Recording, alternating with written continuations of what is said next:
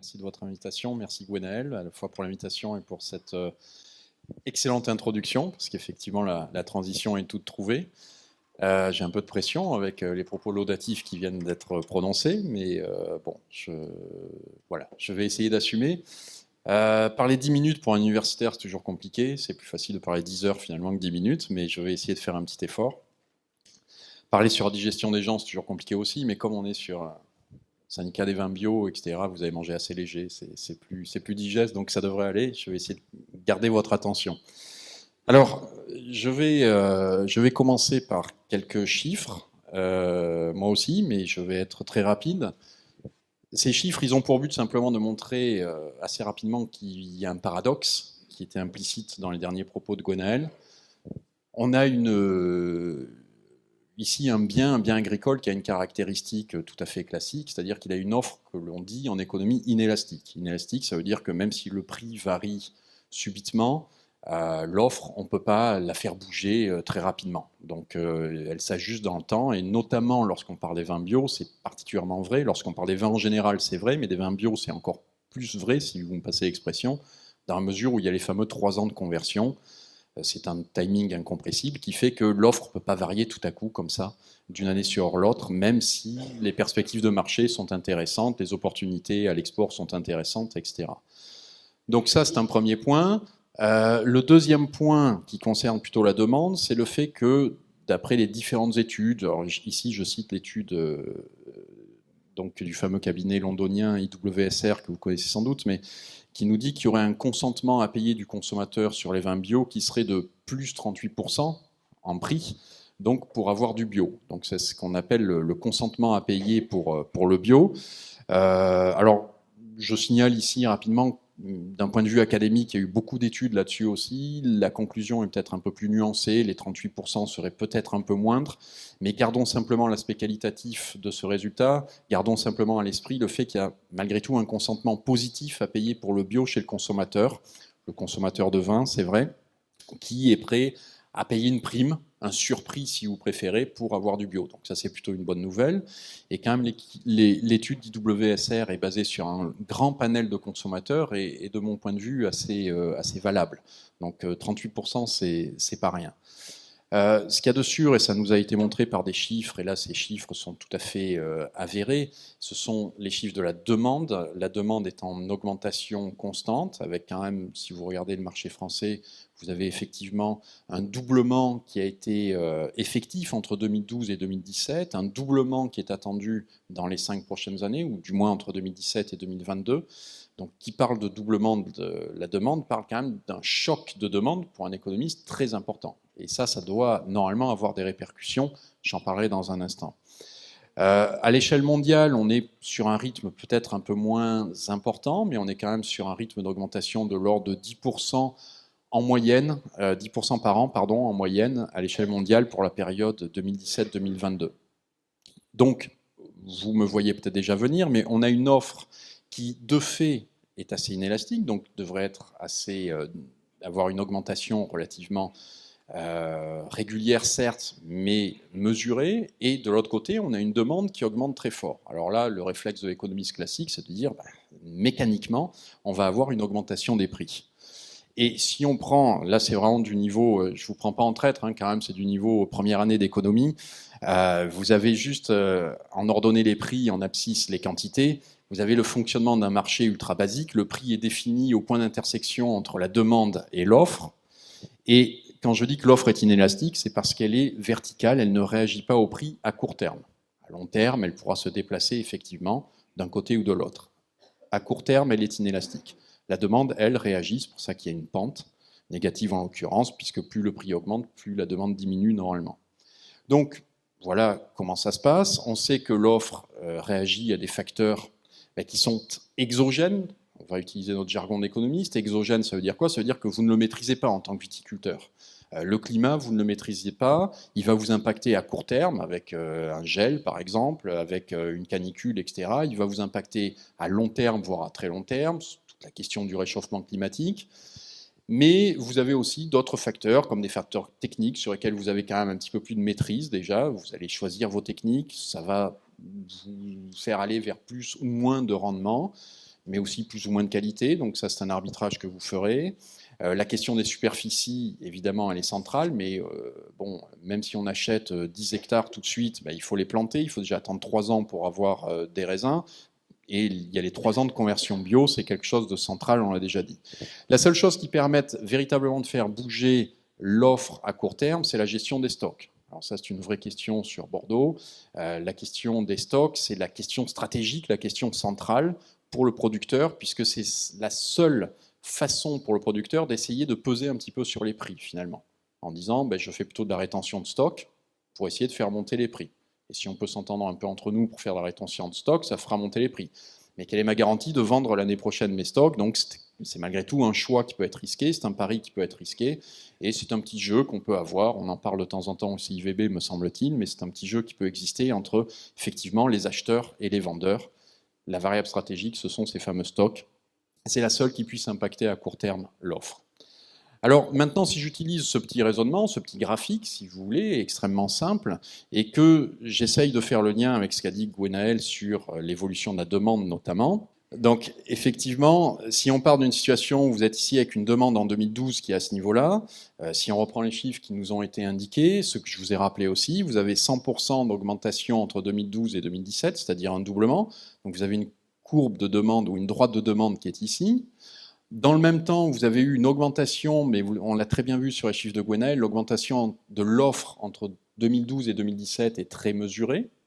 Donc logiquement, le prix de 2012, s'il était ici, le prix de 2017, en fonction de la pente de la fameuse droite de demande, devrait être ici, donc à un niveau quand même très sensiblement supérieur, je pense que vous l'avez tous vécu.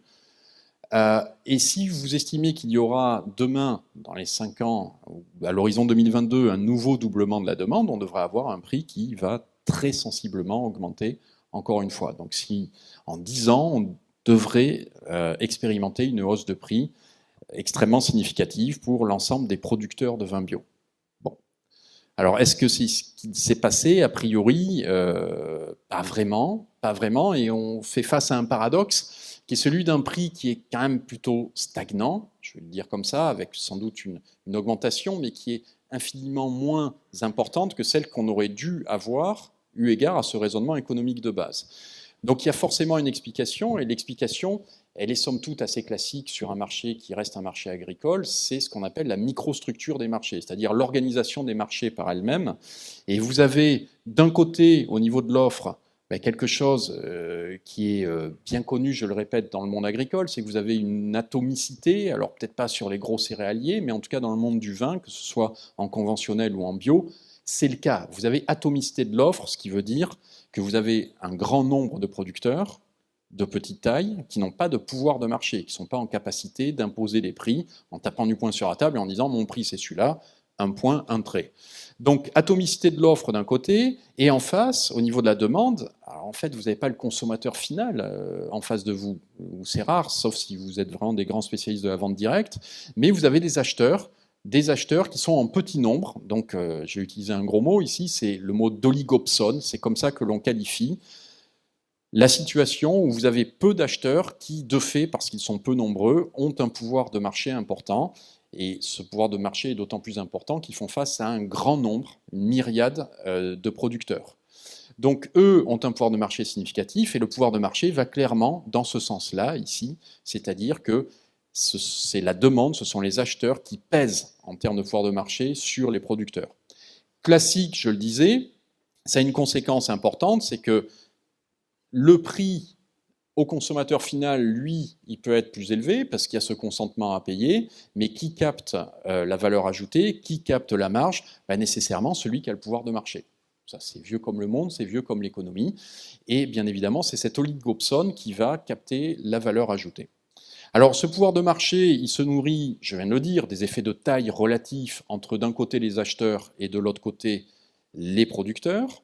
Donc, cette taille et ce nombre expliquent en partie le pouvoir de marché, mais il y a aussi un système d'enchères négatif, si vous voulez, où on va privilégier le moins offrant, entre guillemets, celui qui aura le prix le plus bas, en mettant une certaine pression sur le producteur français, en lui disant « mais tu sais, il existe des vins bio à l'étranger, on peut aussi se fournir à l'étranger, Les Chiliens font du bio, d'autres pays encore font du bio, les Espagnols en font de plus en plus, etc., etc. Et puis il y a aussi des effets de substitution, bien évidemment, et ça a été bien dit par Gwenaël, finalement, celui qui va dans le magasin, le consommateur final qui va dans le magasin, va d'abord acheter du vin, avant d'acheter du vin bio. Et du coup, il y a un effet de substitution qui existe. Si le vin bio devient effectivement trop cher, la demande risque de rebasculer vers le vin conventionnel.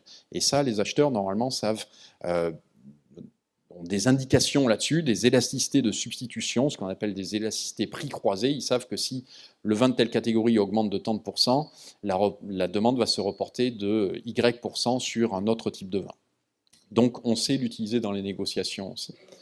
Alors, voilà, je vous ai raconté une histoire extrêmement simple, hein, cette histoire donc d'un pouvoir de marché qui fait que la captation de la valeur se fait du côté des acheteurs.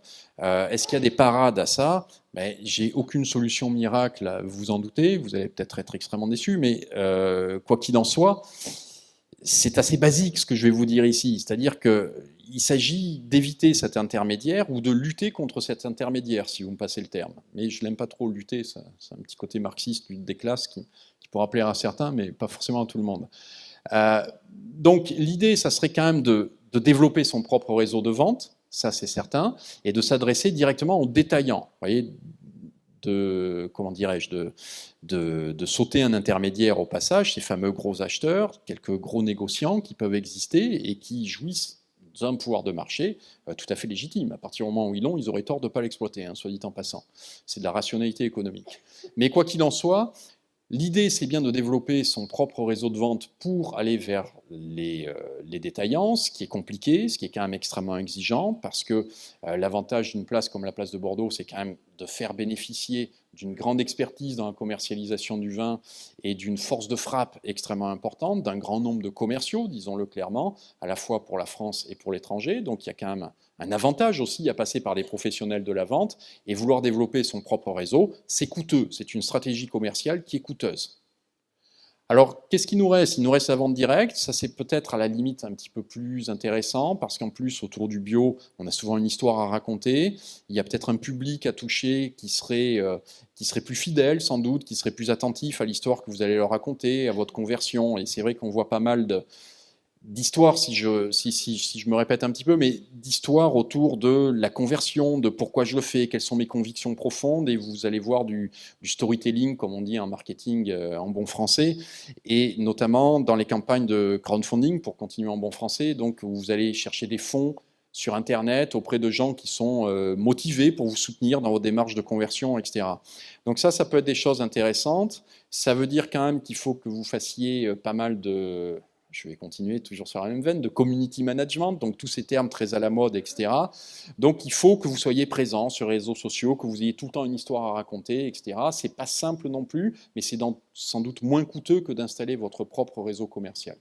Donc ça, c'est une autre piste. L'idée vraiment dans les deux premiers points, c'est d'éviter cet intermédiaire. C'est quand même une idée qui est assez moderne, me semble-t-il, parce que le marché du vin, et là je fais une petite parenthèse, mais est un des marchés, je dis bien reste l'un des marchés où vous avez le plus d'intermédiaires.